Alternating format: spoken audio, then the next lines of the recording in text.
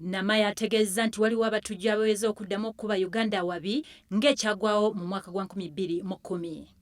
Bw'ati alabudde abantu abakolera ku bisaawe ebikulu, ebifo ebirala byonna omukuŋŋaanirwa abantu abangi, omuli amasinzizo, obutale, okunyweza ebyokwerinda. Mukimanyi nti omwaka gwa 2010 abatujju baatukuba ate nga ne kati tukyalina terrorist rate kyagiina era ennaku abiri twafuna amawulire mu intelligence zaffe nti wayinza kubaawo abantu abagezaako okukuba Uganda nga bwe baatukuba nnyo ddala nga bagezaako okukuba airports zaffe ne buildings endala.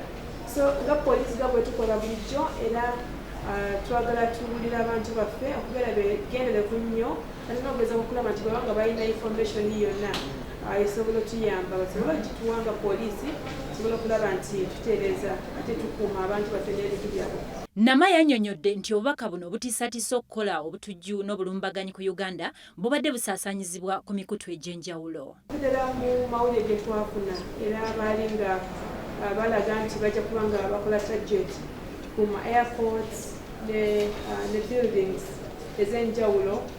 Ekyo kitegeeza nti era n'abo abalina amahotels, abalina obutale, abalina churches nabo balina okubeera begenderevu, churches n'emizigiti balina okubeera bagenderevu nnyo, n'ab'amasomero kugezaako okulaba nti kino tekibatuukako kubanga bwe mumanyi bayinza okugamba airport era ne bagezaako okutagetinga ekifo ekirala. So ffenna tulina okubeera begenderevu n'okugezaako okulaba nti era twanguwa okutegeeza poliisi nga tulaba ekintu kyonna suspicious. Paul Namaya ategeezezza nti poliisi yakkunudde emmundu mu kaabuyonjo y'omutuuze omu Tumushabe Festo mu ttawuni y'e Wakiso era ng'emmundu eno yabbibwa ku poliisi ey'e Nalukolongo. Mu Wakiso era poliisi yaggyeyo emmundu gyetwasanze mu kaabuyonjo ate nga eno emmundu baagibba ku poliisi eya Nalukolongo Railway Police Post. Waliwo omuntu omu gwe tukutte tumutegedde nga Tumushabe Festo era tumina twagisanze mu toilet ye. So tujja kugezaako okulaba nti naye atutegeeza nga bwe yatuuse eyo.